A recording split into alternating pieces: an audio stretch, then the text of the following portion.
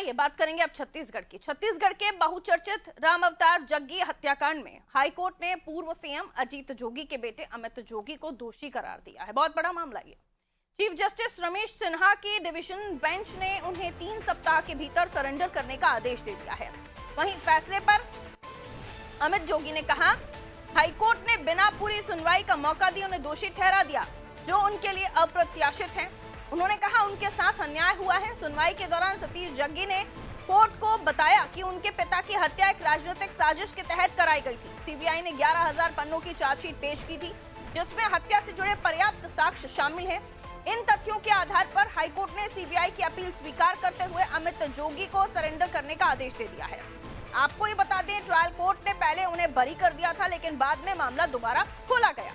गौरतलब है कि 4 जून 2003 का मामला है ये। 4 जून 2003 को राजधानी रायपुर में एनसीपी नेता राम अवतार जग्गी की गोली मारकर हत्या कर दी गई थी। मामले में 31 अभियुक्त बनाए गए थे, जिनमें से पलटू पाठक और सुरेंद्र सिंह सरकारी गवाह बन गए। अमित जोगी को छोड़कर बाकी 28 लोगों को सजा मिली है। देखिए, आज हनुमान जयंती है। मैं सर्वप्रथम उन्हें प्रणाम करते हुए उनका विशेष आशीर्वाद मुझे प्राप्त हुआ। मेरे परिवार की 20 साल की तपस्या आज सफल हुई।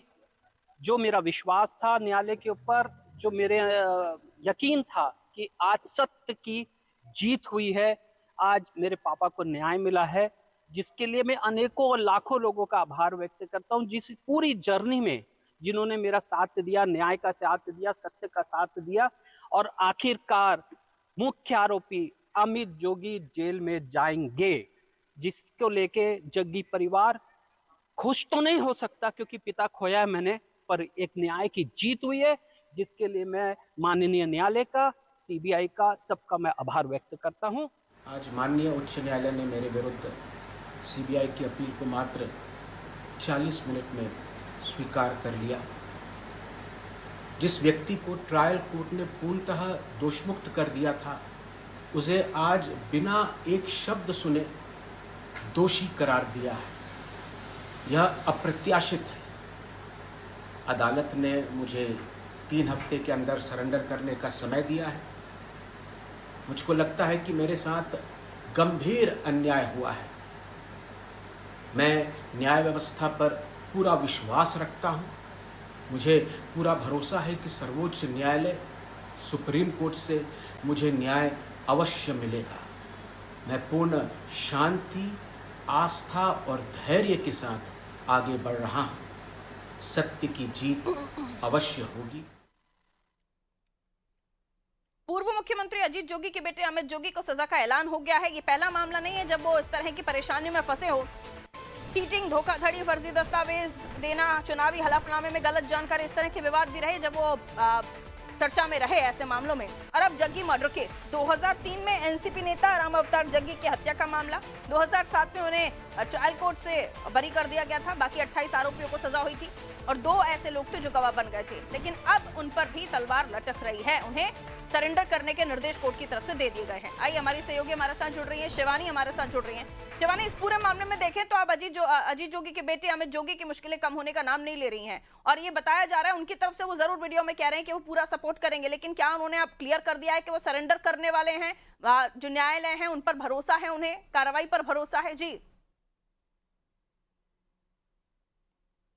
बिल्कुल, यह जो मामला है यह 3 जून 2003 का है, और यह मामला जो है वो रायपुर में हुआ था, जो कि जो राम अवतार जग्गी है उनका हत्या कर दिया था गोली मार के। और जो ये मामला है ये अजीत जोगी का है, और ये अजीत जोगी ने लगातार, अजीत जोगी के जो बेटे हैं अमित जोगी, वो लगातार ये कोर्ट में भी वो अपना जो रायपुर का जो कोर्ट है वहां पर वो अपना दाखिला किए थे कि वो दोषी नहीं है। लेकिन लगातार उनके सीबीआई ने लगातार जांच की, और जांच के दौरान उनके खिलाफ 11,000 पन्नों का जो उनके खिलाफ दस्तावेज है वो उन्होंने हाई कोर्ट में पेश किया। और हाई कोर्ट में पेश करने के बाद आज रायपुर में और पूरे बिलासपुर, पूरे छत्तीसगढ़ में यह चर्चा में है कि उन्हें 3 हफ्तों में उन्हें सरेंडर करना होगा। और 3 हफ्तों के अंदर अब देखते हैं कि ये 3 हफ्तों के अंदर वो सरेंडर कर पाते हैं या नहीं, क्योंकि उन्हें भरोसा नहीं है।